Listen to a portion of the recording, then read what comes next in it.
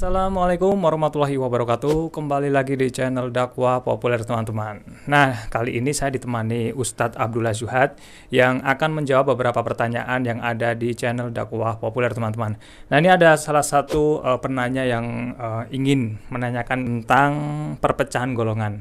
Pertanyaannya adalah seperti ini. Dan sesungguhnya Bani Israel sudah berpecah belah menjadi 72 golongan. Sedangkan umatku atau umat Islam Ustadz ini terpecah menjadi 73 golongan. Kemudian yang 72 golongan ini akan masuk neraka atau mungkin melalui neraka dulu baru masuk surga. Atau 72 golongan ini masuk neraka, kemudian yang satunya masuk ke surga. Ini adalah salah satu hadis ya Ustadz ya. Bagaimana pencerahan dari Ustadz tentang hadis ini, tentang 73 golongan dan hanya satu yang akan memasuki surga, jamaah ya. Nah, ini bagaimana pencerahannya Ustadz? Ya, baiklah. Ya, menjawab pertanyaan tadi bahwa memang benar ada beberapa hadis ya yang menginformasikan bahwa umatku, kata Nabi Muhammad, itu kelak akan terpecah menjadi 73 atau 73 golongan. Dari 73 golongan itu hanya satu itu nanti yang masuk jannah ya, jannah sekarang di atas surga sementara apa-apa. Dan yang lain adalah akan menjadi penghuni nar. Nah, sehingga itu hadis banyak sekali. Nah, ada yang hadis itu yang diriwayatkan Abu Dawud ya, ada yang diriwayatkan Ibnu Majah, dan silakan banyak sekali nanti. Ya, ada yang berpecahnya tidak hanya 73, bahkan menurut penelitian kalau kita melihat di YouTube atau di mana, sekarang umat Islam terpecah menjadi 30.000 atau 3.000 ya. Ya. Apa itu hadis Nabi itu salah kok hanya 73, kenyataannya ribuan. Tidak. Justru hadis Nabi itu menguatkan. Ingat bahwa di kalangan Arab itu angka 7 itu melambangkan angka yang banyak sekali ya. Sehingga kalau sekarang pecahnya menjadi ribuan itu justru menguatkan. Ya, seperti kalau orang Jawa. Ya, orang Jawa atau orang Indonesia, wah pergi saja kok setahun ya, padahal mungkin hanya sebentar. Karena lama ya, gitu ya, begitu lamanya, maka 73 ini benar memang. Dan ini adalah peringatan Nabi ya. Peringatan Nabi, mestinya jangan sampai kita itu berpecah belah. Dan ini penyesalan Nabi, karena Nabi sendiri nggak bisa mencegah, terutama sepeninggal beliau ya. Umatnya akan terpecah menjadi 73 golongan. Tapi hanya satu kata Nabi yang nanti. Nah, itu yang seperti apa Ustaz? Ya, yang satu itu kata Nabi adalah yang disebut jamaah. Ya. Al-jamaah. Ya? Al-jamaah itu yang akan bisa menghuni jannah atau surga. Al-jamaah itu apa? Ingat bahwa al-jamaah itu adalah sekelompok, sekumpulan orang banyak yang mempunyai visi dan misi sama. Ya. Satu pandangan hidup, satu sikap hidup. Bahkan dalam hadis yang lain ya disebutkan yang sudah masyhur ya hadisnya, taroktu fikum amroini lantadilu ba'di ma intamasaktum bihima kitaballah wa sunata rasul. Aku tinggalkan dua perkara kepada kalian, dan kalian tidak akan tersesat sesudahku selama kalian berpegang teguh kepada keduanya, yaitu kitab Allah, Al-Quran, wa sunnata Rasul. Jadi 73 golongan itu hanya satu nanti yang akan berhak menjadi penghuni jannah atau surga, yaitu yang berpegang teguh. Nah, persoalannya nanti yang 73, yang 72 itu apakah berpegang teguh atau tidak ya? Kan dalam surat Ali Imran 103 kan jelas perintahnya, wa'tasimu bihablillahi jami'a wala tafarraqu ya. Berpegang teguhlah kamu pada ajaran Allah. Tali Allah itu apa? Tali Allah apa? Ajaran Allah atau agama Allah. Ya. Jami'ah secara totalitas. Wala tafarraqu. Janganlah kamu berpegang teguh pada ajaran yang membuat cerai-berai. Artinya selain ajaran Allah itu berpotensi menjadi kehidupannya bercerai-berai. Nah, tapi sangkutnya nih Ustaz, kalau al-jamaah tadi apa ya? Al-jamaah itu nanti penjelasannya di sini nanti dalam hadis itu juga dijelaskan bahwa yang akan selamat itu adalah orang-orang yang sejamaah dengan Rasulullah. Sejamaah. Jadi yang selamat adalah Rasulullah dan para sahabatnya dan para pengikutnya. Atau jamaahnya itu yang seperti jamaah Rasulullah. Nah, nanti dalam surat ciri-cirinya apa? Yang jamaah seperti jamaah Rasulullah itu ciri-cirinya itu nanti ditegaskan dalam surat Al-Fat. Ya. Al-Fat ayat 29. Coba Al-Fat itu kalau enggak keliru surat yang ke 49. Kalau enggak 39 49 suratnya. Al-Fat. Ya, ayatnya yang ke-29. Apa ciri-cirinya di sana? Ada 6 minimal ya.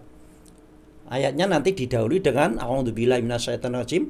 Muhammadur Rasulullah walladzina ma'ahu asidda'u 'alal kufar ruhama'u bainahum ya. Nanti banyak sekali nanti. Nanti juga ada rukngan sujadan. Simahum fi wujuhim ya, ada min asari fi wujuhim. Jadi ada 6 ciri-ciri yang mirip dengan sama Rasulullah itu. Ciri-cirinya dia bersikap tegas dengan orang-orang kafir ya. Tegas di sini bukan berarti keras, tapi tegas ini tidak pandang bulu ya, atau teguh pendiriannya. Tidak terombang-ambing, tidak mudah goyah. Yang kedua cirinya jamaah Rasulullah itu adalah tetapi ruhama'u bainahum, bersikap kasih sayang terhadap sesama mereka ya. Itu salah satunya ciri-ciri yang kedua.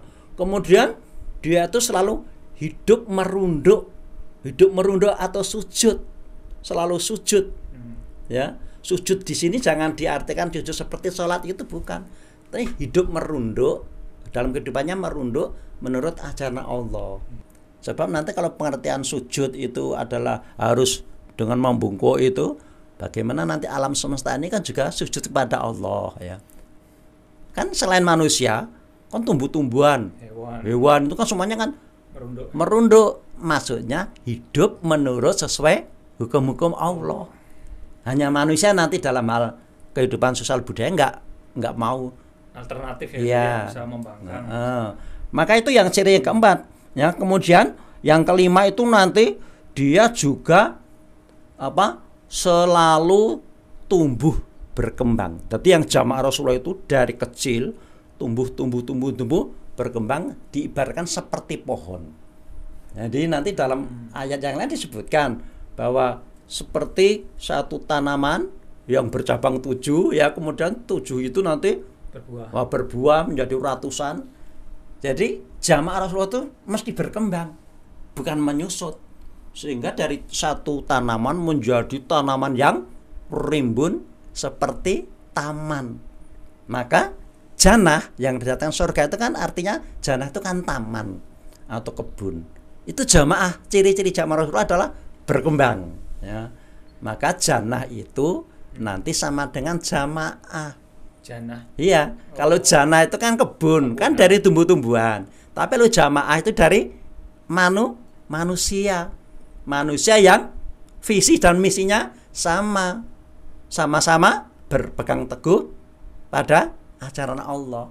Jadi jannah itu nanti sama dengan jamaah. Itu ungkapan jannah kan taman. Taman itu kan apa isinya? Kan tumbuh-tumbuhan.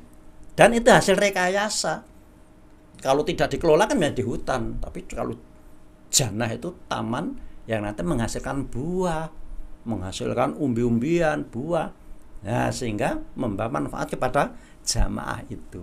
Ya, tapi kalau misalnya Ustadz kayak jamaah kan diartikan kalau sekarang mempunyai golongan tertentu.